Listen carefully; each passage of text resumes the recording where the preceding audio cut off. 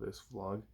And the first one is University of North Carolina's geo-tracking program that they have instituted for student athletes.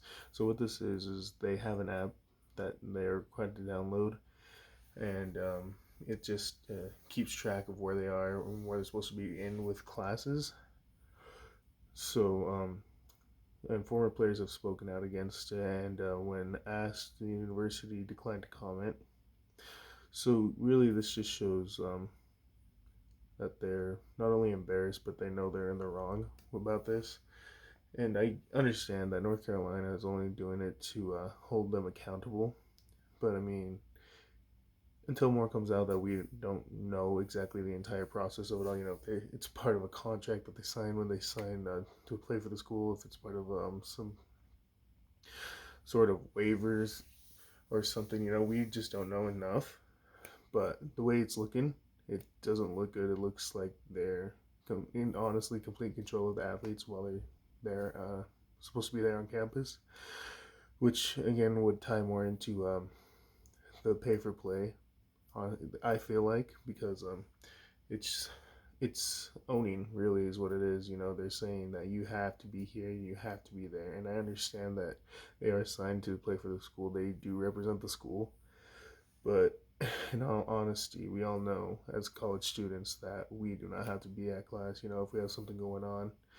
But again, I understand that due to athletics, that is the reason. But for right now, it just doesn't look good for North Carolina just because of them being so vague about it, and hiding a lot of what other other underworkings are happening.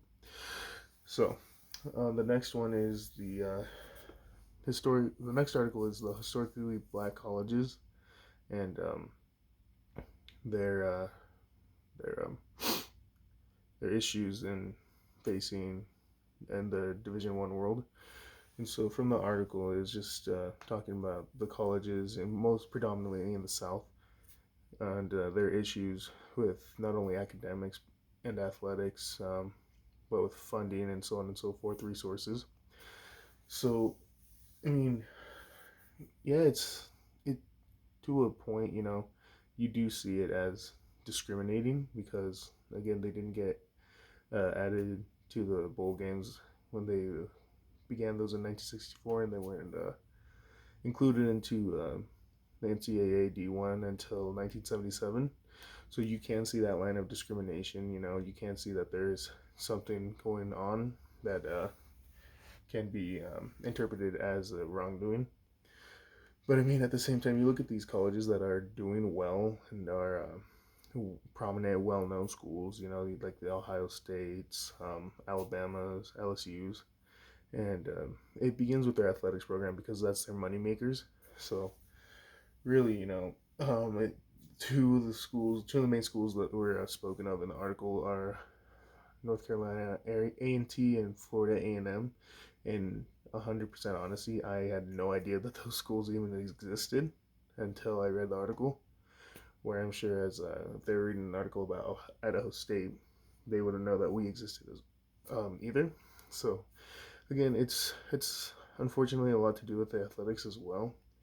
But you can also see a line of discrimination being crossed due to the fact that they're underfunded and lack of resources that they aren't being aided with.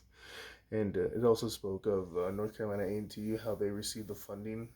I think it's over 277,000, and how it gave them a boost in their athletics and the APR that they had to meet. I think the APR that they had was 960 something.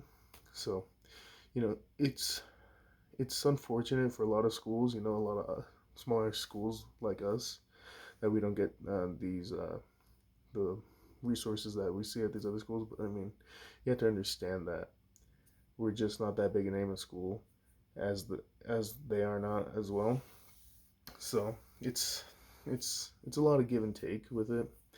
But again, you can interpret that as discrimination because there has been historically with these schools that have been discriminated against.